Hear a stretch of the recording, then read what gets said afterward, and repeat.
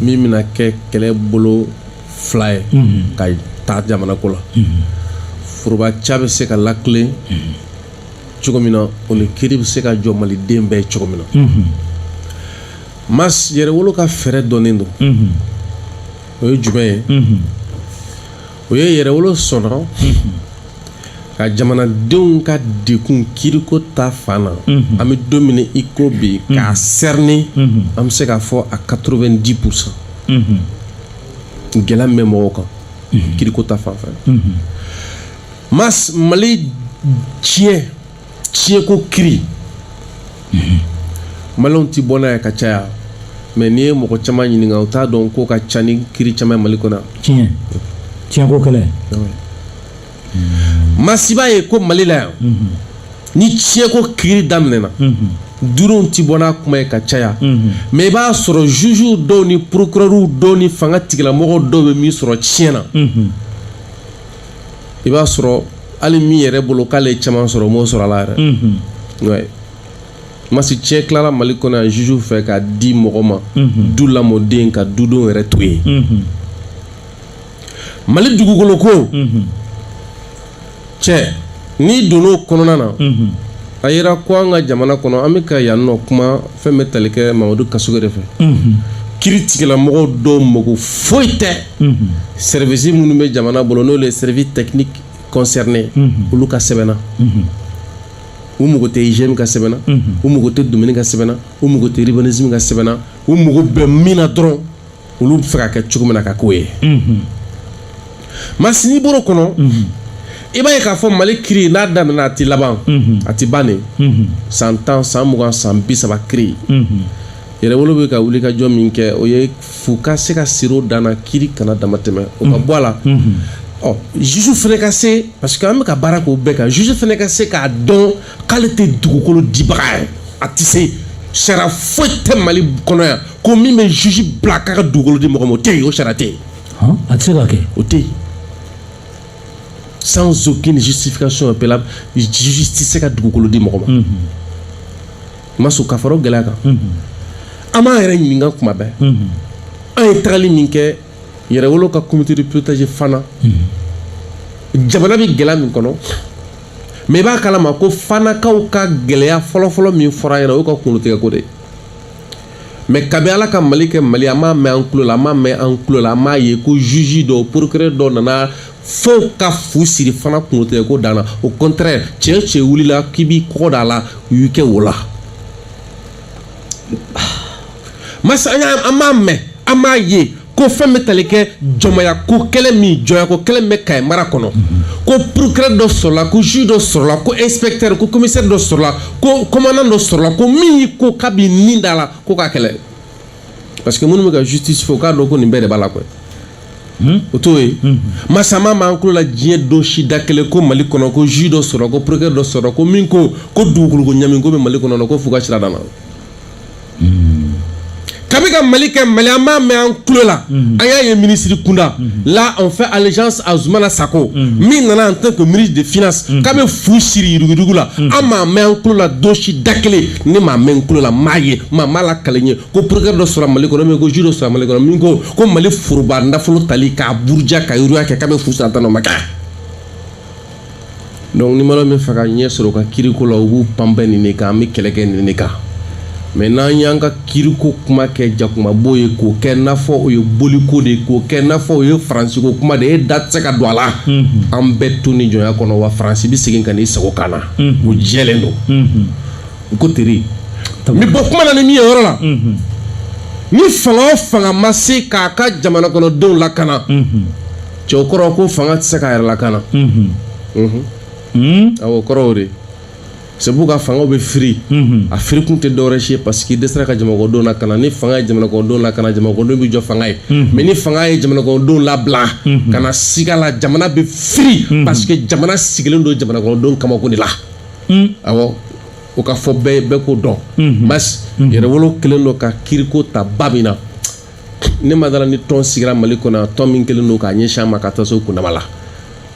kuma bɛ yen tabarikala merci fɛrɛ jumɛn de bɛ aw bolo Dirisa Mɛmɛ ta ka MINUSMA ka gɛn parce que kuma b'a dɔn dɛ an dun ye Congo ta ye su yɛrɛ de bɔr'o la aw ko k'aw bɛ révolution intelligente de la yala o fɛɛrɛw ye jumɛn ye jamana caman na Faransi tun bɛ yen mais pour que k'a gɛn su bɔra yen mais an sera ka Faransi gɛn yan nɔ k'a sɔrɔ alhamdulilayi su ma bɔ aw ma gabakuru yɛrɛ ta non mais on l'a dit an bɛ révolution intelligente kɔnɔ o ye kelen et puis kɛlɛ dɔ de don an bɛ ka min kɛ an dalen don a la su ma bɔ mais dɔw sen kari la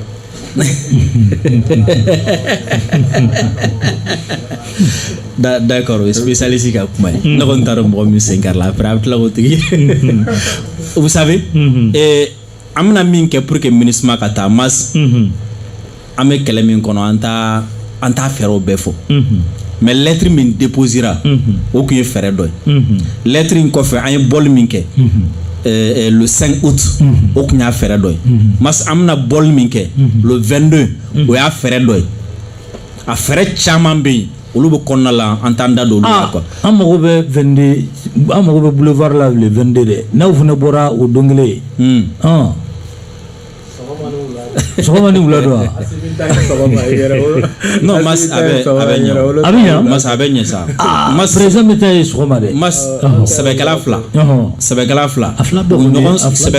ɲɔgɔn sɔrɔ 1 millimètre carré kɔnɔna na o bɛɛ b'u mago ɲɛ k'a sɔrɔ ma kɛlɛ ka taa so i m'a faamu wa n'i ye tulonkɛlaw de bila yɔrɔ la u b'a fɔ ko f'u ka yɔrɔ d'u ma diyagoya la mais sɛbɛkɛlaw bɛ ɲɛ k'a sɔrɔ ma fara la quoi donc mas fɛɛrɛ minnu b'an bolo an tɛna don fɛɛrɛ kɔnɔ détail la mais min maliyɛnw kan ka bɔ min kalama o ye jumɛn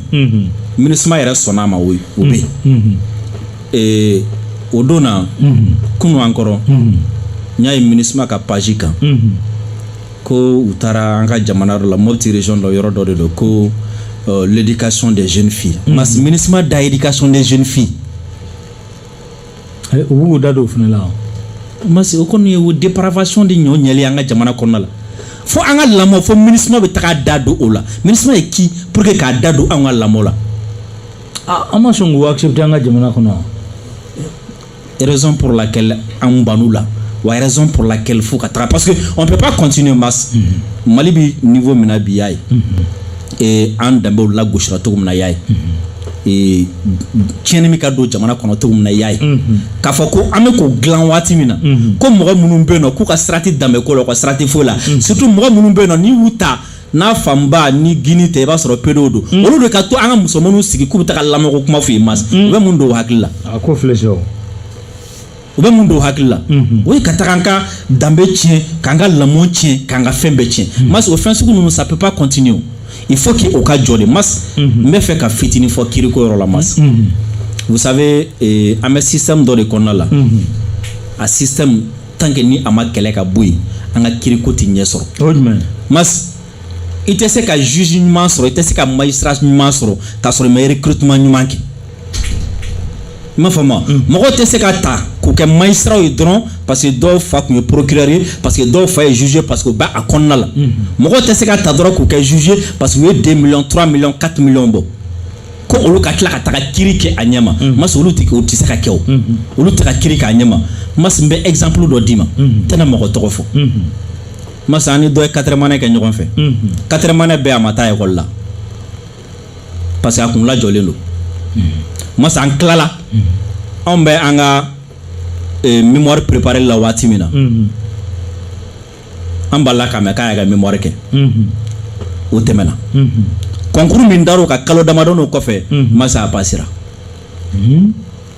bon mas o tigilamɔgɔ bɛ taga kiri jumɛn de tigɛ sisan droit yɛrɛ a t'a maîtriser a t'a dɔn a dɔnna cogo min na a t'o dɔn bon mas tant que n'o fɛn ninnu ma kɛlɛ an tɛ se ka tila mas filanan ye jumɛn mas an bɛ environ u tun b'a fɔ 22 mais n ye kunnafoniya dɔ sɔrɔ k'a fɔ an bɛ environ entre 22 et 25 millions d'habitants an ka magistrat tɛ 600 bɔ an ka juge tɛ 600 bɔ k'a tɛ 500 bɔ jumɛn an ka kiiritigɛlaw a t'o dabɔ a t'o bɔ bon imagine 22 millions mɔgɔ 500 an ka kɛ 500 ye mɔgɔ 500 k'olu k'u ka dossier traité u b'o traité pendant combien de temps et puis u b'u profiter o fana fɛ le fait que u ka dɔgɔn dossier ka ca mas kiri na a bɛ daminɛ Mali la mais kiri tɛ ban Mali la i b'a dɔn mun na kiri tɛ ban waati o waati ni sɛgɛn ye juge minɛ a bɛ taa don tiroir kɔnɔ ka dossier dɔw labɔ k'aw wele k'a ye na o bɛɛ b'a la mas an ye stage de kɛ tribunal la non parce que a bɛ kɛ fond de commerce a bolo quoi donc tant que o système ninnu ma kɛlɛ premièrement ka recrutement kɛ hali an y'a mɛn tuguni ko recrutement dɔ bɛna kɛ k'a tɛna mɛn ko 100 personnes mais o bɛ mun bɔ a la ok tant que ni personnel ma sɔrɔ ka personnel qualifié sɔrɔ i m'a faamu wa ka système kɛlɛ an bɛ mɛn kɛlɛ la ɲɛ tɛna sɔrɔ a la et puis an bɛna na se niveau sugu dɔ la fɛn dɔ bɛ yen nɔ a ka jugu kojugu il va falloir que mɔgɔw k'a dɔn c'est à dire système yɛrɛ kɔnɔna la mɔgɔw yɛrɛ ka commencer ka u ka autocritique kɛ i m'a faamu wa fɛn min man u yɛrɛ la u yɛrɛ k'a kɛ u yɛrɛ k'a kɛlɛ parce que bibi in na fanga dɔ bɛ magistrat la olu yɛrɛ bɛ se ka kɛlɛ kɛ u ka fɛn kɔnɔna la parce que mɔgɔ dɔw bɛ yen nɔ bi n'i ko k'i b'u mite tant que n'u yɛrɛ ma jɛna u tɛ se ka mite. ok merci Ben ko k'i ɲininka ko an ka jamana kɔnɔna la bi ko i b'an ka monument caman ye o ko tubabu a dédiélen don tubabu de la ko munna olu tɛ kari ka bɔ yen ka na ni farafinna monument ye an yɛrɛ ka masakɛw ka na ni olu ka monument ye nin fana ye dɔ ka ɲininkali ye. kosɛbɛ tiɲɛ na Mas an ye souveraineté culturelle min fɔ ani culturelle an y'o min fɔ donc il faudrait que o de ka don ba la o de bɛ nin ko ninnu bɛɛ ta en charge donc o la o politique bɛ to mise en œuvre bɛ to ministère de la culture bolo pour ka se ka nin baaraw bila sen kan cogoya min na Ousmane Sonko ale kɛra Ziguinchor maire dɔrɔn de a y'a bɛɛ bɔ yen yɔrɔ yɔrɔ tun bɛ yen k'i bɛ jɔnya taamasiyɛn ni tubabu tɔgɔw ye hali iri dɔ tun bɛ yen ko iri France wa ma a y'o yɛlɛma ko iri de l'Union africaine kosɛbɛ Tiko ta comme ce que Sankara aussi a fait a ye jamana tɔgɔ yɛlɛmali min kɛ Haute Volta la ka na Burkina Faso la d'après lui-même Haute Volta ne signifiait rien kɔrɔ tun t'a la quoi voltaïque mais Burkina Faso faso le pays des hommes intègres maa minnu n'u u jan b'u yɛrɛ la olu ka dugukolo n'u mago b'u yɛrɛ la o tigi o kɔrɔ b'o la olu ka faamu na donc pour nous o baara ninnu ye wajibi ye an kan n'an bɛna yɛrɛtigiya donc étape par étape an bɛna se nin bɛɛ lajɛlen ma donc o ye diyagoya ye wa a tɛ taa o si kɔ parce que n'i ko i ka kotigiya i ka yɛrɛtigiya an ka maaw par exemple Modibo Keita ale seginna kɔ ka taa ta Babemba de la o saya ka fisa malo ye an b'o min fɔ an ka hymne national kɔnɔ a taara yen de o donc o de kumakanw b'anw bolo olu de ka ɲi ka yanga bi nka hali ni taara a bɛ fɔ an ka yɔrɔ dɔ ma ko place de la liberté i bɛ taa sɔrɔ tuguni u bɛ taa tubabu soldaw fana photo k'o yɔrɔ la tuguni o bɛ tubabu soldaw tɔgɔ kɛ o kuma qui a libéré le Mali o n'a ɲɔgɔnna caman donc pour nous diyagoya don an ka ɲi ka ɲɛsin kɛ ka taa an yɛrɛ ka kɛlɛmasaw k'u waleɲuman dɔn reconnaissance ka ɲi adamadenya la kosɛbɛ donc ani yɛrɛtigiya i k'a dɔn ko i tɛ nin ye olu ka jamana kɔnɔ quoi. ko walasa an ka fierté ka segin anw ma ko fo Alassane ka yafa deli ko bɛ ka Alassane ka yafa kɔnɔ ko n'o tɛ ko ni bila kɛra ten ka sɔrɔ Alassane ma yafa deli ko est ce que o tɛ jɔnmaya ye ka ɲɛsin an ka jamana ma nin ye dɔ ka ɲininkali ye ko ka a ɲɛsin ma. voilà ne kɔni bolo Mas jɔnmaya tɛ tiɲɛ bangena kaban voilà an ka sama balannen don nin ko in bɛ kɛnɛ kan sa Mas nin bɛ kɛnɛ kan Alassane yɛrɛ de bɔra n'a a to tigɛ da ye ko diɲɛ ka seereya ko o ni ka bɔ ko k'a jalalatigɛ o ni bɔra k'a jalalatigɛ kuma jumɛn b'o kɔ Mas a jigi tun bɛ maa o maa ka bɛɛ y'i cɛ ka bɔ a kɔrɔ i ko alimaw ka maa dɔ olu k'u ti ko la dɔn k'i nana olu de lakana i ko a tɔgɔ MINUSMA ka maa dɔ olu k'u ti ko la dɔn ko diɲɛ ka bɔ k'a seereya diɲɛ y'a seereya ni ko in bɛ kɛnɛ kan quoi ne tɛ fɛ yɛrɛ an ka débat caman janya nin kan an ka sɔn min ma dɔrɔn a dɔ bɛ minɛn dɔ kɔnɔ i b'a fɔ mansin dilannen ka tiɲɛni kɛ o ye orobo de ye o orobo c'est une machine programmée pour la destruction Assimi bɛ libératariat o minɛn de kɔnɔ Assimi est un libérateur donc pour terminer an bɛ Assimi de wele a bɛ jɔrɔlen min na peuple africain na pour que ado bɛ se min na ka julaya ko yanga ka taa guerre civile wuli Ivoire ɲana a kana na Ivoirien Malien kɛlɛ dɔ wuli tiɲɛ dɔnna ka ban jotigi jora jalakitigi jalakira Assimi k'i pan ko kunna maaba de bɛ se k'o kɛ ka kɛlɛ to sen na k'i pan ko kunna de ka maaya kɛ maintenant o de bɛ anw bolo ado ka yafa gulonnen ka to ado la ye parce que yɛrɛ bonya o de bɛ ado ninnu na a tɛ na n'a kɛ quoi hali ni diɲɛ bɛɛ y'a fɔ a t'a kɛ donc an ka évoluer pour que ka bɔ justice ko ne bɛ fɛ ka dakuruɲa kelen min fɔ justice kan o de ye Mas wallahi Kasoge Kaunamedro, Assimi en tant que chef suprême de la magistrature, Assimi Kaunamedro, proposition mi maumulo, Akano wani fembe mas. Juge munu nana, u caman ta cogo manya, corruption ni fɛnw bɛ système de recrutement na. U yɛrɛ nalen le système est corrompu. Il faut aujourd'hui ka toilettage yɛrɛ de kɛ an ka système judiciaire la. Siriki ni mɛmɛ ta da magara la, tribunaux bɛ hali bi i b'a fɔ i b'a mɛn ko Kati tribunal le, o bɛ cercle commune 37 bɛɛ kiri bɛ kɛ yen de. Kati kasobo jɔlen bɛ ko ka maa 400 bila a kɔnɔ i bɛ taa sɔrɔ maa 3,000 ni kɔ b'a kɔnɔ mas. O fana tɛmɛlen kɔfɛ maaw bɛ taa kaso kɔnɔ o dɔrɔn tɛ dɛ u tɛ kiri. Wa i mana kɔnɔ gan bi fantan i jigi sɛmɛyɔrɔ ye yɔrɔ jumɛn kiribon. Mais walahi ni tɔɲɔna bi i bɛ sira yɔrɔ min o ye kiribon de. Juges ka ɲi ka u jɔ o ka fɔ. Outrazi ko kuma bɛ sen na kuma wɛrɛ bɛ sen na mas nka kiri kungo de bɛ malidenw na bi walayi et on s'est bâti pour un état de droit fo de ka kɛ wa o bɛ se ka kɛ cogo min mas ko wurada an kɛrɛfɛ Assimi bɛ se ka misali caman ta Paul Kagame kan o la a bɛ sago Paul yɛrɛ kan quoi Paul y'a kɛ cogo min bi anw tile bɛna 21e siècle de ma le siècle des multimédias micro min filɛ a bɛ se ka filmeli kɛ a bɛ se ka enregistrement kɛ téléphone b'a kɛ lunette b'a kɛ koli min bɛ don i kan na a b'a kɛ boucle b'a kɛ montre b'a kɛ fɛn bɛɛ b'a kɛ mas an tɛ juge 6 minɛ a bɛɛ ni Ala cɛ o kan ko o ja yira olu ka kiiri k'u kiti ni k'u ɲangi ko maa wɛrɛ bɛ juguman kɛ mas walayi tabarikala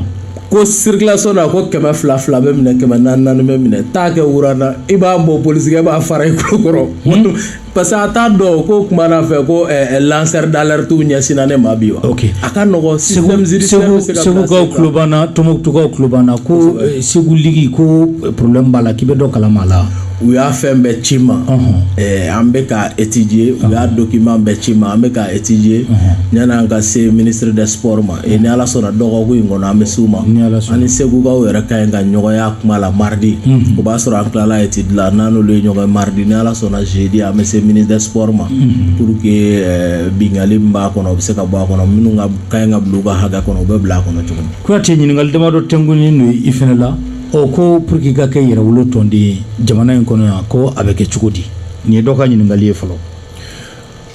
Mas o ka nɔgɔn yɛrɛwolo QG bɛ yen komi numéro bɛ maaw ta bɛ tila ka numéro di minnu bɛ contacter ni bɛ yɔrɔ min na sinon a ka nɔgɔn ni o ye numéro sɔrɔ ou bien ni ye yɛrɛwolo tɔnden ou bien i mana mɔgɔ sɔrɔ coordinateur bɛ yen représentant bɛ yen Mali kɔ kan n'i y'a fɛn fɛn sɔrɔ an ka se k'a ka kulu sigi walima n'i y'a fɛn fɛn sɔrɔ an ka se ka bɔ ɲɔgɔn kalama olu de bɛ mɔgɔ bɛ don a la ka da i yɛrɛ ka kɛcogo kan ko k'i ɲininka ko est-ce que jamana bɛ se k'a ka yɛrɛma hɔrɔnya sɔrɔ ni i ka kan t'i bolo wa ko k'i ɲininka o la mas an kun y'o jaabi bɛɛ tun ye caman fɔ la i b'a dɔn ne yɛrɛ ye Ngo kalanden ani Ngo karamɔgɔ hali bi dimanche an tun bɛ ɲɔgɔn kan an bɛ ka sɔlilaw ɲini n'o ye parce que mɔgɔ caman bɛ kanko in fɔ maliyɛnw ma bɛn kanko in na parce que dɔw bɛ ka kanko in fɔ mais kan sɛbɛnni ko o t'olu ka ba ye dɔw bɛ ka kanko fɔ kan kalanni an ka kalanyɔrɔ la o t'olu ka ba ye dɔw bɛ ka kanko in fɔ olu bɛ k'a kɛ kan bɛɛ ye m'a faamu donc o bɛɛ gɛlɛya de b'an kan mais an bɛ fɛ ka min fɔ mɔgɔw ye dɔrɔn yaasa an b'an da don kanko la an ka kan sɔrɔsiw ɲini a cɛdenw mɔgɔw ka taa Ngo kalan mɔgɔw ka taa kalanw kɛ n'o tɛ u k'a faamu fɛnɛ kanko bɛ minɛn min i ka kan de bɛ se ka d'i ma voilà. ko mun de bɛ ka kɔnɔ ni Kidali tɛ kɛ an ta ye bi ko k'i ɲininka o la. I b'a dɔn an tun bɛ jɛɲɔgɔn dɔ kɔnɔ accord défensive dɔ kɔnɔ ka taa se o accord défensif fɛnɛ nana i sɛmɛ accord d'Alger la comme accord d'Alger fɛnɛ nana i sɛmɛ Faransi ka position na donc o kɛra sababu ye Kidali donni ko balanw donna la mais bɛɛ bɔra k'a fɔ ka kuma kɔnɔna na Faransi ka accord de défense ani Mali cɛ la o kun kɛra sababu ye jamana kun tilala 2 de ye k'a daminɛ Segu n'an bɔra Segu kɔnɔ dɔrɔn a bɛɛ Faransi ta ye ala an tɛ se ka pan ka taa sɔrɔ a ma yamaruya di i n'a fɔ Shekeli tun b'a fɔ cogo min na donc o bɔlen filɛ nin ye o bɔlen kɔfɛ fɛnɛ a yera ko minnu y'u bolonɔ bila sɛbɛn na olu bolonɔ bilalen sɛbɛn na olu tun kɛlen don k'u kalifa Faransi la donc Faransi fɛnɛ tun kɛlen don ka Kidali ta ka di dɔw ma parce que o bɛɛ de tun b'a ka position kɔnɔ kabini Serval ka na fɔ a ye nin fɛnw bɛɛ lajɛlen kɛ donc Faransi ka départ kɔfɛ sisan an bɛ ka min ɲini gouvernement fɛ o de ye puisque balan foyi tɛ yen bilen u ka fɛɛrɛ kɛ comme a yera ko hali minnu yɛrɛ tun ye tiɲɛnikɛlaw ye olu ko ko gouvernement de bannen don ka taa donc sisan an ka Kidali minɛ comme a fɔra cogo min na Mamadu Yusufu fɛ tant que n'o ma kɛ an ka kɛlɛ jamana kɔnɔ batigi tɛ se ka na quoi voilà tabarikala halisa ɲininkali mais kiriko ta fanfɛ ma dɔ fɔ i b'a kalama ko ni jamana kiri jɔra ne ma dala ni maliyɛnw mago bɛna jɔ kiri tigilamɔgɔ caman na dɛ ouais ni kiri ko kɛra k'a jɔra a bɛ ɲɛ bi naani ma parce que kiri bɛ na an ka jamana kɔnɔ cogo min na i b'o dɔn tiɲɛnikɛlaw de bɛ taa baga mɔgɔ ma k'o don jagoya kiri la sinon maliyɛn mago tɛ kiri la dɛ an ka tiɲɛ fɔ ɲɔgɔn na dɛ. O de kama kiri ko ta fanfɛ dɔw ko ka i ɲininka ko nationalité fila bɛ minnu bolo a tigi da sera ko Ben Katara k'a ko jamana wɛrɛ nationalité b'a bolo Mali fɛnɛ ta b'a bolo ko olu bɛ ko o bɛ se ka kɛlɛ cogo di don n'a nataw la postubaw mɔgɔ kana bila yen nationalité fila bɛ min bolo nin fɛnɛ dɔ ka ɲininkali ye. A b'o fɔ k'a to jamana de kɔnɔ yan sinon n'i bɛ an ka jamana kɔnɔ i tɛ se k'o fɔ o ye kelen ye fila ni double nationalité de b'i la e yɛrɛ de y'o reconnu i y'a kɛ jamana min na n'o kiri wulili nɔfɛ c'est vrai i bɛ jamana min kɔnɔ o bɛ se ka don janfa la parce que jɛɲɔgɔn bɛ jamana o jamana ɲɔgɔn cɛ kiriko ta fanfɛ o i m'a faamu hali bi double nationalité tɛ dɛ ni a yera ko français dɔ i n'a fɔ Jean-Yves Le Drian c'est vrai bi français bɛ k'a protéger mais a ka nationalité française tɛ k'a protéger dɛ donc ko o tɛ maa kisi a y'i ti kisi i bɛ na bi kiri mɔgɔ kana kiriko in kɛ kulonkɛ fɛn ye a labɛnnen don pour que tiɲɛnikɛla kana se ka foyi de ɲɛ sɔrɔ jamana kɔnɔ mais an ka jamana kɔnɔ yan n'i y'an ka kiri lajɛ a bɛ wuli tiɲɛnikɛla de fɛ a 80% mais i b'a dɔn kiri fɛnɛ jɛlen don tiɲɛnikɛla kɔfɛ k'a protéger à 80% m'a faamu i b'a dɔn pratiquement o de b'an ka jamana kɔnɔ parce que c'est pourquoi kiri ti bɛ tuma bɛɛ kiri bɛ yen kiri ti ban mɔgɔw bɛ minɛ hali ni mɔgɔ taara nkalon fu de la mɔgɔ minɛba fɛnɛ min b'a kɔfɛ fɛnɛ Asimi litre min cira Asimi a b'a kɔnɔ dɛ mana de dépôt ninnu caman ye fonds de commerce de ye hali ni fu fɔr'i ma n'i taara puisque e b'i ka honneur n'i ka dignité kɔ o ɲɛ siranɲɛ ma voilà o yɛrɛ b'a fu da la ko minɛli fu bɛ ko bilali fu tɛ bilali fu ye jumɛn ye i bɛ wari de bɔ pour que i ka bila hali ni nkalon da la ka fɔ a dɔnnen kɔfɛ k'i minɛna fula i bɛ wari de bɔ pour que i ka bila ok voilà. Mamata ko Macron kan kana Algérie ko hakilina jumɛn b'i la o la mas yanni an ka don yen nɔ fɔlɔ i ye problème dɔ créer plateau in sanfɛ yan problème jumɛn a ye Blaise tɔgɔ fɔ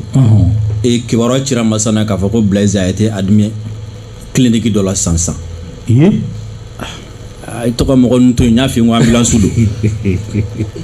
Ala k'a nɔgɔya maliyɛn wɛrɛw b'a la an bɛ dugawu k'olu fana n tɛ n'olu tɔgɔ fɔ Macron ka Algérie taga Macron ka Algérie taga vous savez jusqu'à présent il n'a pas compris quoi yeah, parce que c'est quelqu'un il pense qu'il est intelligent il pense que avec ces mots là jusqu'à présent mais malheureusement avec a bolé ka taga a ka perte de là toujours quoi parce que min tɛmɛna u ni Algérie ni ɲɔgɔn cɛ o ka jugu ka tɛmɛ anw ta kan parce que u ni Algérie marifa ta ɲɔgɔn kama fo ka fɛn caman bɔ a la quoi et vous savez aujourd'hui Russie ye u menacé gaziko la k'a fɔ k'a bɛna gazi tigɛ et surtout ka Nord Stream 1 Russie ye menace dɔ kɛ k'u bɛna tigɛ tile 3 dɔ kɔnɔna na ko ka entretien dɔ k'a la quoi entretien tɛ c'est pour que ka fiɲɛ tigɛ o la et n'i ye gazi tigɛ Europe la nɛnɛ bɛ sɔn ka dadigi k'u la et Algérie gazi bɛ Algérie bolo donc Macron bɛ alternative ɲini na quoi pour que ni Russie ta tigɛra u bɛ se ka fɛɛrɛ kɛ cogo min na pour que ka se ka dɔɔnin sɔrɔ Algérie bolo walasa nɛnɛ ka n'u faga o b'a la et deuxièmement vous savez Mali ni Algérie gɛrɛla ɲɔgɔn na ni crise in sababu la parce que min bɛ an ni Faransi ni ɲɔgɔn cɛ o tun bɛ olu fara ni Faransi ni ɲɔgɔn cɛ donc yanni Macron ka taga yen nɔ a ka affaire étrangère bɔra ala ma mɛn o fana taara yen nɔ quoi donc il essaie de jouer également sur ce plan parce que Macron bɛ fɛ k'a yira il a échoué Ukraine problème na Macron voulait montrer qu'à lui, aller présent, mais il gère le monde quoi. Il m'a fait gérer. Maintenant, ça va pas entre l'Europe et la Russie. Il va sortir également au nom de l'Union européenne, Kana Algérie fana kana fin do nyine notre quoi. Il m'a fait donc gaz coca bon à la Kosobe. Ensuite Mali situation fana be à la Kosobe quoi. Il m'a fait parce que vous savez Russie ni Algérie fana ka sur Kosobe. Algérie ka armement chaman be no va sur Russie de bol là quoi. Il m'a fait donc c'est pour également jouer sur ces leviers là aussi parce que Algérie ou c'est la proposition mon que Algérie ou c'est Algérie récupérer tout comme no c'est Algérie utiliser tout comme na comment dirais-je là Mali contrôle là quoi. Donc aka o tagali nous chaman bala et puis après nous sera ka ou den aussi parce que kuma ni terrorisme mon fana quoi. Oui. Ama kidalgo nyafia. Nous be na tout don wa. Algérie on ga là. Il m'a fait moi. Donc à jusqu'à présent la préparation de comment est-ce que parce que vous savez Francis Badon peut-être Malien on chamande Madon Alsa Francis Badon domina n'allait Mali perdu à 100% au don sigate à la Akara mondial là-bas perdu parce que n'a Mali perdu à 100% c'est l'Afrique a eu de perdu. Donc fin bateau au teke France publica do dafe France carré nopi Macron carré nopi kataka ngunuma président wore pour que abe seka sago sur Mali parce qu'il pense que na le ngunuma na Mali obna ira ka fako il a perdu obna ira ka fako Mali se baga sur mais en cachette il est capable aujourd'hui kataka ngunuma président wore animer rama boko sebe pour que seka deme ka Mali déstabiliser et moi je suis sûr que Algérie tana bien amina qu'on a raison pour laquelle wati dola fana manga jamana nyamego weli diplomatie bi ka baraka mais ko continuer ka chama faraka et puis ka tlaka Malion fana wele à un moment donné amero minena fo bi je d'intérêt do kegwa jeu do quoi France bi se ka kena fali ni do kadi kosobe pour que ka on yoro ja o tigla et c'est le moment ka ira France fana la et puis ka taka yoro minede et cha on le daraka do nyogon fait il m'a fama o la ou be ka jeu minke a jeu avec tien quoi mais en fana kana dimidro ka ke dron ah non attends France ta la Algérie pap non Algérie kran djugé faut que non. Oui, Macron ka la nyini doy ko donc il va falloir que anko au situation anko lu fam ko sobe ka se ka lu jurer ben ko accord d'Alger ko a application ka be niveau du menabi ni doga nyini ngale ani mamunu be nube place la ka soro yelema hakina tula ko ferej même le se ka soro olutala nyini ngale flado accord d'Alger floy accord d'Alger application ka be niveau du menabi application intelligente donc amolo aman kunda koko la sake ka accord d'Alger lajɛ application me cogoya min na aman kunda koko la ko lajɛ donc o ye ne ka jaabi ye ka jɛsi accord d'Alger ko ma maintenant min ye administration ni jamana poste stratégique occupé par les gens du système o kɔni o ye jɔrɔna ko ba ye mas yɛlɛma kɛra jamana sanfɛ legelege la halisa le poumon jamana yɛrɛ nima yɔrɔw o bɛ maaw bolo maa minnu n'u dusukun laminen tɛ ni yɛlɛma hakilinaw ye u ka taabolo to ye au contraire u yɛrɛ bɛ maaw ka ci la maa minnu y'u bila ye système tɔgɔ la pour que ka se ka olu yɛrɛ de nafa pas ka jamana nafa quoi donc o la o gɛlɛya de bɛ ka hali transition sen minɛ ko caman na hali an bɛ vie chère ko min kɔnɔ o ko caman na e ma gouvernement yɛrɛ ko on dénonce voilà on condamne gouvernement yɛrɛ bɛ k'o fɔ ni pratique ninnu c'est parce que système min bɛ yen a bɛ administration bɛɛ la au niveau du ministère de l'économie au niveau de la justice a bɛ yen quoi éducation kɔnɔ yɔrɔ caman na du commerce a bɛ fan caman a bɛ jamana secteur bɛɛ la donc il faudrait que jateminɛ de ka ko la masse kosɛbɛ pour que yɛlɛma ka senti à tous les niveaux et de la façon la plus rigoureuse quoi il faudrait que Assimi Sogel Maliki Diaw u k'u sɔnni sigi o de ka kosɛbɛ quoi voilà Kuyate ko k'i ɲininka ko fɛɛrɛ jumɛn de bɛ an ka jamana marabagaw bolo bi walasa sɛnɛ sɔrɔ min bɛ k'a la u ka se ka jamana balo an kana an jigi da balo boli la kɔfɛ ka don an ka jamana kɔnɔ manja an t'a seko ka fɛrɛ fɔ mais fɛrɛ min kɔni b'an bolo an bɛ se k'o de fɔ zemas nin ye jamana de ye jamana min man ka se ka kɔngɔ cogo si la Mali ouais mais i b'a kalama ko an ka sɛnɛkɛyɔrɔ a 80% talen don otage la ouais sɛnɛkɛyɔrɔ talen don otage la ka sababu kɛ kiri banbali ye mas mɔgɔw de bɛ bɔ dugu wɛrɛ la min t'u ka dugu ye ka taa dugu sigilen sɔrɔ u b'u ka sɛnɛ kɛ yɔrɔ min na san 300 san 400 san 500 k'a bɛɛ minɛ k'a sigi n'a ye ale ti baara kɛ mɔgɔ wɛrɛ ti baara k'a la mas bi u ye sɛnɛkɛlaw baara bolo bɔ sɛnɛ la ka na fonctionnaire zonbaw u tɛ fɛn sɔrɔ sɛnɛ la mais ka taa yira mɔgɔw la dɔrɔn nin ye n ka foro ye ka taa sɔrɔ u bɛ min don foro la hali u t'a jagata sɔrɔ mais parce que u bɛ nafolo suɲɛ jamana kunna u b'a ta ka injecter a kɔnɔ u bɛ nafolo min don a la walahi o t'a la hali u t'a 25% recruter ouais kelen bɛ ka sɛnɛkɛlaw bɔ baara la k'olu de bila yen n'i taara an ka jamana fan o fan bɛɛ périmètre bɛ yen minnu ye yɔrɔ labɛnnenw ye ni ji bɛ walankata ka don a kɔnɔ bi u y'a bɛɛ bɔ valeur la sisan o yɔrɔ bɛ ka feere mɔgɔ ma k'a kɛ bariso ni mɔgɔw siyɔrɔ de ye sɛnɛkɛyɔrɔ minnu dabololen de sɛnɛ kama a sigicogo yɛrɛ dabi kɔnɔna na n'i ye jateminɛ kɛ ala ye Mali sɔn yɔrɔ la yɔrɔ minnu bɛ yen nɔ ni diɲɛ mago bɛ sɔrɔ fɛnba minnu na i n'a fɔ alikama n'o bɛ wele ko blé n'i taara Tɔnbukutu ni jire n'i y'olu yɔrɔ lajɛ i b'i masa sigi ala ma mais mas bi baara ti ka k'a la ka taa Selenge an kɔrɔ Selenge u ka périmètre min bɛ yen u bɛ tiɲɛni don adamadenw kunna cogo min na i b'a ye ji de bɛ di mɔgɔw ma u ka sɛnɛ kɛ mais o yɔrɔ kelen na ji taŋɛ bɛ dɔw bali sɛnɛ la ji fɛnɛ ciya bɛ dɔw bali sɛnɛ la donc u ye a halaki k'a da ka bɔ o kɔnɔna na u nana an ka sɛnɛko ɲɛsin nɔgɔko min ma ca mɔgɔba tɛ nin na sa o ye jamana kɔnɔ engrais ko wa engrais fasugu ninnu b'an bolo yan ca mɔgɔ foyi tɛ nin na asolema bɛ yen jachère bɛ yen i b'a ye k'a fɔ an mago bɛ sɛnɛ kɛ cogo min na o ye dugukolo fɛnsɛnnen b'an bolo cogo min na o de ye sɛnɛ dɔ ka se ka kɛ ɲinan ni dugukolo nɔgɔ taara dugu ma sɛnɛ wɛrɛ ka k'a la min lili bɛ taa sanfɛ ka taa sɛnɛ yɔrɔ dɔ ka bila a nɔgɔ ka don a yɛrɛ an ka taa diɲɛ anw bɛ yen de fɔlɔ an b'aw girin ka taa pɔsɔni dilan an ka foro kɔnɔ k'o di ka bɔ o kɔnɔna na bi an bɛ ka sɛnɛko kɛ fɛn damadɔ ye n'o ye an bɛ malo ni fɛn minnu dan mais diɲɛ dɔnniya y'a yira k'a fɔ ko hali ni yiri turu k'a kɛra sɛnɛfɛn ye bi Kongo zirani yiri ɲɛji n'i y'a turu a kɛra sɛnɛfɛn bi olu yiriw diɲɛ bɛɛ de mago b'o la parce que an bɛ soda ninnu an bɛ fɛn o fɛn b'an bolo bɔti kɔnɔ fɛn caman b'an bolo n'olu tɛ a tɛ se ka dilan an ka comprimé ninnu bɛ dilan n'o de ye diɲɛ fɛn bɛɛ bɛ dilan n'o ye bi mais mas bi olu kelen don an bolo i ko fɛn fu ka taa sɔrɔ bi Kongo zirani yiri ɲɛji bɛ se ka Mali don da la mais baara tɛ ka kɛ ni nin si ye donc proposition min b'an bolo o de ye ka nin fɛn ninnu don ba la mais min bɛ gouvernement bolo ani gouvernement ma sigi fɔlɔ k'o kuma fɔ. ok an bɛ ɲininkali an bɛna a tɛnku mɛmɛ talan kan yan'o cɛ honorable Musa ko a ka foli lase aw bɛɛ ma bɛn yɛlɛmanikaw tulo b'an na a caman ye bataki ci an ma ko fɔ ɲininkali in kan ka k'i la ko fɛn min ye gɛlɛyaba bɛ an bɛ don min na ko bi yɛlɛmanikaw u n'u ka préfet ni ɲɔgɔn cɛ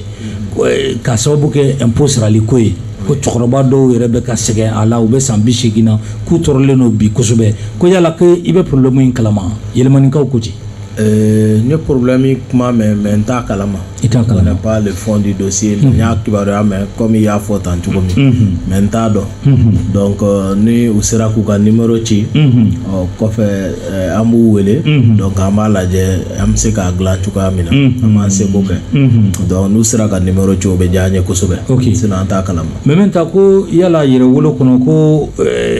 laɲini bɛ aw bolo ka ɲɛsin maaw ma minnu bɛ fɛ ka don armée la volontariat sira fɛ ka a ɲini faso fɛ komi yɛrɛwolo ye tɔnba ye walasa aw mɔgɔw ka se ka taa ko yala o b'aw ka projetw la ko k'aw ɲininka o la. an bɛ min fɔ mɔgɔw ye dɔrɔn c'est à dire yɛrɛwolo ko la ni laɲini ninnu caman na ani lutte sociale ninnu fɛn caman na c'est à dire chaque mardi an bɛ kɛ QG la.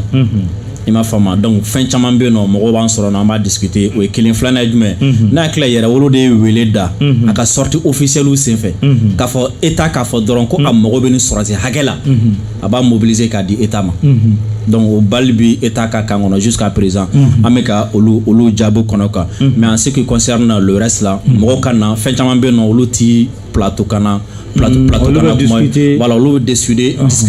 c'est-à-dire sur le terrain et puis an b'a caman reçoit chaque mardi c'est-à-dire ni réunion banna an bɛ mɔgɔ caman reçoit an bɛ discussion caman kɛ parce que fɛn caman bɛ yen nɔ i b'a sɔrɔ a bɛ fɔ yɔrɔ jan fɛ mais n'aw gɛrɛla ɲɔgɔn na i b'a sɔrɔ a tigi yɛrɛ sigilen don yɔrɔ min na solution bɛ yen nɔ yɛrɛ quoi mais a b'a fɔ k'e k'a kɛ mais i b'a sɔrɔ solution b'ale yɛrɛ bolo mais n'a nana dɔrɔn si vous discutez ale yɛrɛ b'a ye k'a fɔ ale ka problème ale yɛrɛ bɛ se k'a gérer k'a sɔrɔ hali ale yɛrɛ kuma se ma donc ni mɔgɔ bɛ se ka na ça serait très bien. Ben ko k'i ɲininka ko an bɛ ala ko ani Irisi la ka di ani Irisi la ka di ko nka ko Irisi ka gouvernement ma kelen ma se yan kabini an n'u ka jɛ daminɛra ko mun na.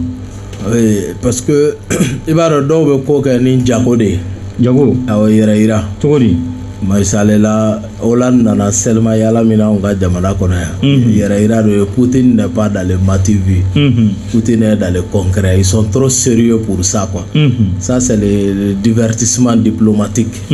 Ɲagar labɔw don quoi. Donc a bɛ b'a fɔ an ye nin kɛlɛba min kɛ tan ni nin kun ye mɔgɔ dɔw ye u bɛ mɔrɔba yaasa dɔn. I b'u ye buzi fagaw la wa an ye kɛlɛ kɛ Faransi tagara. An t'o kɔnɔ quoi an bɛ k'an ka jamana libérer an ye étape ba dɔ kɛ. Et on va continuer jusqu'à la victoire finale. Mɔgɔ min nana ko ɲɛnabɔ kama o tɛ tɔgɔ ɲini na quoi.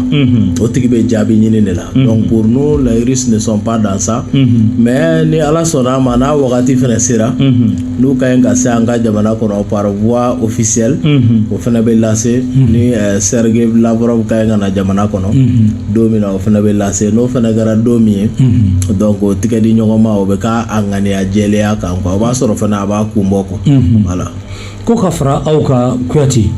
k'aw ye Faransi ko kɛlɛ y'a a capitaine Jala Siri a victoire ba aw bolo bi ko yala ko aw bɛ mɔgɔ wɛrɛw dɔn aw bɛ se ka bonya lasegin minnu ma minnu ye Faransi ko kɛlɛ kɛ yanni aw cɛ ko i ka dɔ fɔ an ye o mɔgɔw la.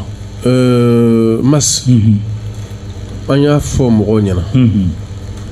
yɛrɛwolo debout sur les remparts responsable ye porteur de message de jamanadenw ka ci denw de don donc mɔgɔw yɛrɛ ye ni kɛlɛ kɔnɔ a ka dɔn ko bɛn ninnu bɛ olu de ka baara la an kɔni ta ye cidiya de ye a bonya bɛ sigi maliden bɛɛ de ye maliden bɛɛ komi an y'a fɔ cogo min na an nana sɔrɔ dɔw b'a kɛlɛ la Chomar Sissoko ninnu b'a la Ahmed Dramane Traoré ninnu b'a la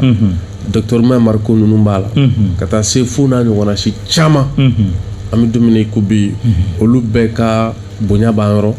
hali ka taa siw la Modibo Keyita n'a cɛw Amadu Jikɔrɔni ninnu caman kuma caman an bɛ tasibila kɛ ka ɲɛsin ninnu bɛɛ ka effort ma kɛrɛnkɛrɛnya la sinon kɛlɛ min n'a filɛ k'a kɛ an dar'a la ko jamana in kɔnɔ yan mɔgɔ de bɛ sɔrɔ minnu b'a porter hali n'a sɔrɔ o man ca wa an b'a dɔn k'u bɛ sɛbɛn sɔrɔ donc pratiquement ni maliden bɛɛ ka jansa de ok mais maintenant ko ka e ɲininka ko munna halisa Faransi taara ko maa caman de tun b'a fɔ ko Faransi de b'a ni Kidali cɛ k'u taara bi munna Kidali ma kan ta ye nin y'a ɲininkali na ko sabanan de ye. Non ɲininkali caman bɛ yen nɔ o bɛ fɛ ka fɛn dɔ mais malheureusement an tɛ se ka fɛn dɔ f'i ye mais an bɛ min f'i ye Kidali ko la o k'a faamu dɔrɔn k'a fɔ ko mɔgɔ min jɔ Macron fɛ mɔgɔ min ye Barkhane gɛn Sidiki ye kɔrɔmatigɛli dɔ kɛ mɔgɔ minnu sen karila ko Faransi ka taa i b'a dɔn olu tɛn'u sigi ka a to yen nɔ kɔni ko mɔgɔ dɔ bɛ o dugukolo kelen kan o jamana kelen kan ye k'a bɛna yɔrɔ dɔ ta k'a sigi ni o ye non mais mɔgɔw ka fɛn dɔ faamu surtout yɛrɛwolo la n bɛna fɔ pour que ka mɔgɔ caman bila à l'aise bi bi na yɛrɛwolo yelen don i b'a fɔ ko gouvernement dɔ hali n'a sɔrɔ ni a bɛ fɔ ten dɛ voilà yɛrɛwolo yelen don gouvernement n'an kumana dɔrɔn o b'a fɔ ko gouvernement de y'a fɔ n'an kumana o b'a gouvernement de o de y'a to an b'an yɛrɛ minɛ fɛn caman na an b'an yɛrɛ minɛ fɛn caman na mais mɔgɔw k'a dɔn dɔrɔn k'a fɔ ko fɛn caman bɛ yen fɛn caman bɛ yen fɛn caman wɛrɛ bɛ yen a bɛ jɔ déjà mɔgɔ caman yɛrɛ bɛ u yɛrɛ bila logique caman kɔnɔ i m'a faamu parce que fɛn caman yera fɛn caman faamuna Kidali ko ni Ala sɔnna a ma an kun ye date yɛrɛ di o meeting dɔ b'an bolo Kidali a bɛna taa meeting dɔ b'an bolo Kidali an y'a fɔ ka tɛmɛ a kow bɛ yen donc mɔgɔ k'a dɔn k'a fɔ ko fɛn bɛɛ tɛ fɛn fɔta ye fɛn dɔ bɛ yen nɔ n'a fɔ waati ma fɔ n'i y'a fɔ i b'a tiɲɛ. Ben ko walasa bɛn a bɛ sinsin halisa maliyɛn bɛɛ lajɛlen ni ɲɔgɔn cɛ ko est-ce que aw bɛ se ka wuli ka jɔ kɛ Docteur Umar Mariko ye walasa jamana bɛ yafa a ma. Oui donc Mas an y'o fɔ ɲininkali ye an y'o fɔ nin kɛnɛ yɛrɛ kan ka Kidal ko in ko maga ko umuñu wakati ko do mas ko umuñu wakati ko do wa amadala yɛrɛ ni mugu ci bɛ kɛ ka taa ye mas amadala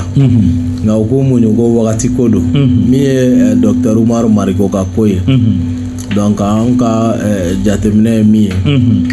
mɔgɔ bɛ se ka bila fili la mɔgɔ bɛ se ka lafili mɔgɔ bɛ kuma dɔ fɔ i b'a sɔrɔ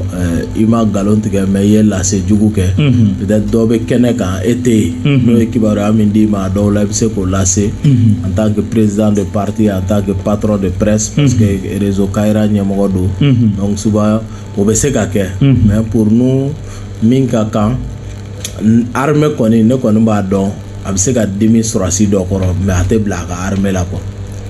Et puis Umaru Mariko bɛ jamana in fɛ quoi mas o seereya bɛ ne bolo quoi. Jamana in ka d'a ye. Ouais, Umaru Mariko a bɛ jamana in fɛ o seereya bɛ ne bolo. Donc maintenant an bolo ko so sen naani nka a bɛ tɛrɛn tɛ. Donc an y'o o zana mɛn Uzubi Janja an balimaw da ye. Donc o bɛ se ka kɛ an kɔni ka faamu na k'a lajɛ ka Umaru Mariko parce que a yɛrɛ fɛnɛ bɛ se ka jɔyɔrɔba kɛ ko in na mas donc ni Ala sɔnna ma an kɔni ka dɛmɛ o tɛ ko kura ye a b'a yɔrɔ dɔn an ka dɛmɛ a ye ne kɔni t'a yɔrɔ dɔn donc voilà an bɛ yɔrɔ min na sisan an bolo gɛlɛya min bɛ yen o bɛ se ka bɔ yen cogo min o de ka ɲi ka kɛ priorité ye parce que n'o gɛlɛya bɔli ye n'o baaraw ma kɛ ni gɛlɛya wɛrɛ bɛ se ka na n'a kɛra yeliw ni fɛn camanw ye donc pour nous a bɛ se ka dilan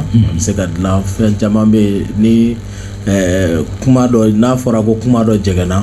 kuma wɛrɛ bɛ se k'o la tilen quoi an ka faamu na tabarikala bakuruba la o de ye ne ka jateminɛ. I ka kuma kuncɛ kuma kɛ ka bɔ kuma la n ka kuma kuncɛ sinon vie chère bɛ yen ko aw ye lettre min ci k'o ye caman bɔ a la ko mun b'aw bolo halisa. Oui, vie chère ko la an ma tila parce que an ka ɲi k'a lajɛ an ye bataki dɔ ci président de la république ma o bataki min ci en tant que président de la transition j'allais dire donc an ye bataki dɔ ci colonel Assimi Goïta ma par rapport à ça donc an ye fɛla caman fɔ a la dɔw kɛra mesures palliatives dɔw kɛra mais mesures dɔw bɛ yen qui vont mettre définitivement fin à cette question de prise d'otage du milieu commercial malien donc an y'o proposition kɛ nous allons continuer aussi ka insister pour que o baaraw bɛ se ka bila sen kan parce que dɔ bɔra vie chère la nka halisa a tɔ bɛɛ dɔ kɔni bɔra la nka halisa belebeleba fɛnɛ bɛ yen donc ça c'est important k'o signaler an ka kumakan laban ye min ye n bɔra ka an ka karamɔgɔ ye diinɛ dɔnbagaba ye Mayi Watara ka lase dɔ lamɛn bi a ko ala kota jurumu na n'o ye kabayila jurumu ye min ka kuma bɛɛ o ye filankafo ye ka dɔ fara Ala kan nka o kɛra Ala ma dugukolo yɛlɛma ko Ala ye dugukolo yɛlɛma taabolo min na k'o de kɛra cɛ tɛ muso tɛya ye ko parce que k'a yɛrɛ bɛ adamadenya yɛlɛma ko halisa ko ka nin taabolo in kɛ taabolo barikama ye ko ka kɔkɔrɔmadon k'a la donc an b'a fɔ o la kosɛbɛ ni an tun b'a dɔn k'a bɛ t'o sira de fɛ o de y'ale ka laɲini ye a bɛ diinɛ kuma de fɔ ani faso jɔli kuma donc o kɔ ka maliyɛn bɛɛ wele le 22 septembre an bɛna wuyangili min boloda ka ɲɛsin MINUSMA gɛnni ma ka bɔ an ka jamana kɔnɔ peuple maliyɛn bɛɛ jɔlen ka to an ye busamisɛn tugu barika na cogo min na an ko busamisɛn kelen ta pour que jamana bɛ se ka lafiya cogoya min na donc k'an kamaradenw fo ani minnu bɛ baro la n'o ye Mɛmɛn ni Sidiki ye ka médiaw fo page fɛn fɛn y'an bila direct la ka BCFM mɔgɔ bɛɛ fo kɛrɛnkɛrɛnya ma ɲɛmaaba n'o ye Umaru Cɛfi Mariko ye ka Bugula fo donc ka an kamaraden tɔ fɛn fɛn bɛ salle kɔnɔ comité pilotage mɔgɔw an ka financier Amidou Kebe Pape Ɲame le coordinateur de la commune 6 soldat ni Balawu le brigadier donc ka tɔ bɛɛ lajɛlen fo fɛn fɛn bɛ yan camarade Bill le grand frère donc an bɛ bɛɛ fo merci beaucoup tabarikala ko n ka kuma dɔ f'i ye k'i ka fara i ka ɲinitaw kan senukaw ko u lafiyalen tɛ bi ko kabini poste kɔni bɔra ye halisa embouteillage bɛ yen o k'a f'i ye n'i bɛ se ka u dɛmɛ sira min fɛ i k'o dɛmɛ o fɛ baasi t'a la a bɛ fara Sidiki Kuyate ka dossier voilà ko k'o f'i ye Kuyate merci beaucoup Ala k'an dɛmɛ amina Kuyate kuma kuncɛ kuma ye jumɛn ye fan fɛ masi mi kuma kuncɛni min bi c'est que i ka ɲininkɛlikɛlaw ka ɲininkali ɲɛna mais gan min b'a la o bɛ ka kuma n'a fɔ aw ye gouvernement an ye gouvernement de u kana révolution bɔ a minɛn kɔnɔ c'est une révolution citoyenne masi n'i bɛ jama ka ci la ni jama bɛna ci f'i ye jama kan ka seko fɔ cogo dɔn o t'i n'a fɔ i bɛna ci fɔ Sogɛli ye a t'i n'a fɔ i bɛna ci fɔ Ablaye Diop ye ou bien n'i bɛna fɔ Hachimi ye o bɛ fɔ ni foroba miirinaw ye o ye kɛra majɛ ye ciw nacogo la masi an ka jamana san o san a bɛ miliyari 14 de don kiri la kiri musaka miliyari 14 kɔ mais miliyari 14 kɔ bɛ don kiri la jamanadenw tɛ ka jigiya sɔrɔ mais mas san o san kiri bɛ musaka min tiɲɛ maliyɛnw kunna dugukolo darakili sira fɛ mɔgɔw ka so cili sira fɛ mɔgɔw bɛ taa u ka tali mun kɛ kun min n'a t'a kun bɔ ka taa se nafolo min bɛ minɛ hadamadenw na est-ce que maliyɛnw sigi ka miliyari hakɛ jateminɛ san kɔnɔ. Kɔrɔcɛ an bɛ nin kelen wele kiri kuma in na don n'a nataw la. mas c'est des milliards. ni Ala parce que i b'a dɔn maliyɛn ye mɔgɔ dɔ ye u bɛ baara kɛ quoi hali n'a sɔrɔ k'a fɔ k'a baara kɛ jama ye a ka gɛlɛn kuma dɔ la mais maliyɛn mago tɛ ko caman na mais maliyɛn bɛ nafoloni min kɛ ka taa ka du jɔ san 10 san 5 tilegan dere fɛ dɔ bɛna bɔ a bolo o bɛ miliyari hakɛ min tiɲɛ le citoyen lambda kunna san kɔnɔ ni mɔgɔw ye 15 yɛrɛ ma k'a évoluer c'est énorme. tabarikala. masa an bɛ bɔ kiri la ni min ye masa a fɔ Hachimi ɲɛna ko Mali kuranko min na an bɛ ka kuma fɔ forobaca kɔnɔ a ma se tribunal kɔnɔ. a ma se. tabarikala. voilà ni Ala sɔnna. merci beaucoup. Dirisa e ka kuma kuncɛ kuma bɛ kɛ jumɛn ye. mas n bɛ dakuruɲɛ fitinin fɔ Umaru Mariko ta yɔrɔ la je pense que nin waati in na bali fana bɛ u ka kan na dɔɔni. jɔn ka kan. Mariko ka mɔgɔw ka kan na a kɛrɛfɛ mɔgɔw bɛ yen a jɛɲɔgɔnw bɛ yen a terilakaw ni fɛnw bɛ yen nɔ a dɔ la ni olu ye pas dɔ kɛ ka na apaisement na a tila caman na a bɛ sɔn ka nɔgɔya kosɛbɛ parce que a ye moment donné n kun ye lettre d'excuse ko kumaw bɛ mɛn mais après ma fɛn wɛrɛ mɛn a la tuguni donc o bɛ se ka fasodenw yɛrɛ u bɛ se ka dɔ bɔ u ka dimi na u bɛ se ka dɔ bɔ fɛn caman na mɔgɔ caman bɛ se ka sen don a ko la ka da o yɔrɔ kan donc olu fana ka essayer k'o paquet parce que au début u kun ye communiqué caman ni fɛn caman kɛ mais a ma taga dans ce sens là u bɛ se ka caman bɔ a la ensuite n b'a laban ni min ye n bɛ fɛ maliyɛnw ka an faamu u ka an dɛmɛ an ka nin kɛlɛ in kɔnɔna la parce que an bɛ ka kɛlɛ min kɛ masi i b'a dɔn a kɛlɛ fanga ka bon kosɛbɛ ça demande beaucoup d'efforts et puis mɔgɔ caman de bɛ yen nɔ tellement que kɛlɛ effort ka bon n'i ko k'i b'u détacher ko ka t'u bila baara wɛrɛ la a bɛ sɔn ka jouer kɛlɛ kan par exemple Sidiki filɛ nin aujourd'hui an ka lutte sociale fanga bɛɛ Sidiki kan donc a ye moment donné tellement que Sidiki jɔra ka bɔ kɛlɛ in kɔnɔna la a ye moment donné a bɛ saturé ko bɛna caya ma an b'a dɔn gɛlɛya bɛ mɔgɔ caman kan an b'a dɔn difficulté bɛ yɔrɔ caman na mais an ka priorité di kɛlɛba dɔw ma fɔlɔ an ka gɛlɛya dɔw bɛ yen an ka se ka olu ku gɛlɛyaba ninnu bɛ yen n'o banna waati min na fɛn caman bɛ yen an bɛ se k'o ɲɛ sɔrɔ sinon n'an ko k'an b'a bɛɛ ta ɲɔgɔn fɛ an b'an to lutte sociale kɔnɔna la an bɛ balo min na o y'a sɔrɔ Faransi seginna ka na yan tuguni o dun tɛ an si ka hɛrɛ donc mɔgɔw k'an faamu u k'an dɛmɛ a kɛlɛ la. ni Ala sɔnna ma merci beaucoup jamukan in kɔrɔlen heure 2 don nka dɔ sababu la a kɛra heure 3 ye a y'o layidu ta n ye kabini waati jan k'a fɔ ko ni Yɛrɛwolodebu sur les remparts u bɛ plateau kan a bɛ kɛ heure 3 ye an b'a fɔ kosɛbɛ a tɛ fɛ a tɔgɔ ka fɔ an bɛ foli ni tɛnu an b'o las'a ma an tun bɛ page o page sanfɛ ka a bɛɛ lajɛlen fo nin wagati in na ka Peace FM lamɛnbaa bɛɛ lajɛlen fo k'a fɔ Ala ka Mali kisi Ala ka an kelen